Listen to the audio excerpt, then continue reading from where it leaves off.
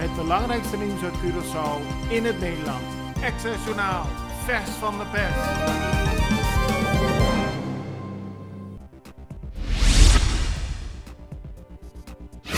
De politie heeft gisteren een grootschalige actie gehouden waarbij 5 huiszoekingen zijn verricht. Daarbij werden grote hoeveelheden gestolen vlees en kaas teruggevonden. Ook zijn 3 mensen gearresteerd, 2 mannen en een vrouw. Ze worden verdacht van een inbraak bij een importeur op 23 augustus in Veres. De Extra opent vandaag met een bericht dat de overheid 6 miljoen gulden moet betalen aan het CEOS. Het gaat om zaken die speelden in 2016 en 2017, toen de toenmalige overheid niet de volledige kosten wilde betalen die volgens het CEOS noodzakelijk waren. De juridische strijd heeft enkele jaren geduurd, maar nu blijkt dat de overheid volgens de rechtbank daadwerkelijk nog 6 miljoen gulden achterstallig geld moet betalen. Na Colectra, nós toma tempo para servir ora com mais de comunico. Llama no centro de cliente na telefone 0800-035 de Jaluna para Viernes voor die setor de mente te com setor de noite para turno serviço nan of patrão cita. Se você traz cita para te sabra, também por hora. Por escolher para trabalhar, riba aqualectra.com e aproveitar meia hora, põe o documento na cerca para visita cerca nós, vai mais fácil. Sim, a Colectra su centro de cliente wordt klaar para servir na momento que você comini abo.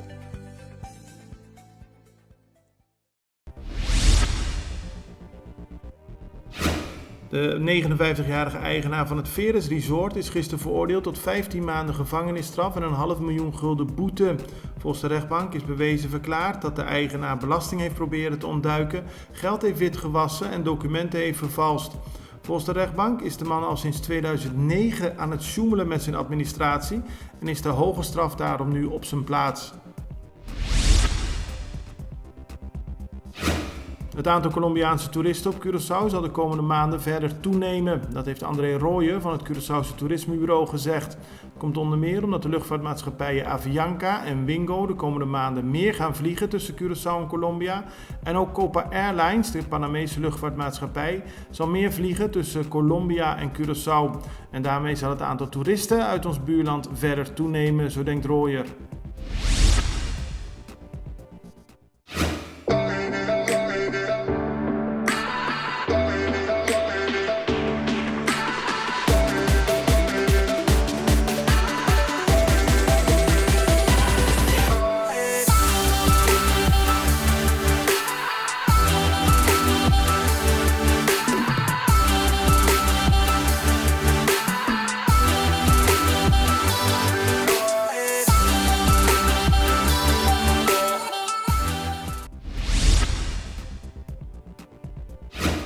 De kans is groot dat Luis Sandro Seintje binnenkort wordt beëdigd als nieuwe minister van Economische Ontwikkeling. Hij is voorgedragen door de PNP. De Extra heeft uit de wandelgangen vernomen dat de screening voorspoedig verloopt. Er lijkt niks aan de hand, zodat binnenkort Seintje daadwerkelijk kan worden beëdigd. Op dit moment heeft Roetmilde Lamoni Cecilia 2 ministersposten onder haar. Naast het SOAW ook het ministerie van Economische Ontwikkeling. Dat komt dan in handen van Seintje. Het Openbaar Ministerie heeft gisteren 9 maanden gevangenisstraf geëist tegen een 56-jarige eigenaar van een toko. Het Openbaar Ministerie verwijt de man illegaal wapenbezit. De man is afkomstig uit China en moest tijdens de rechtbank worden geholpen door een tolk.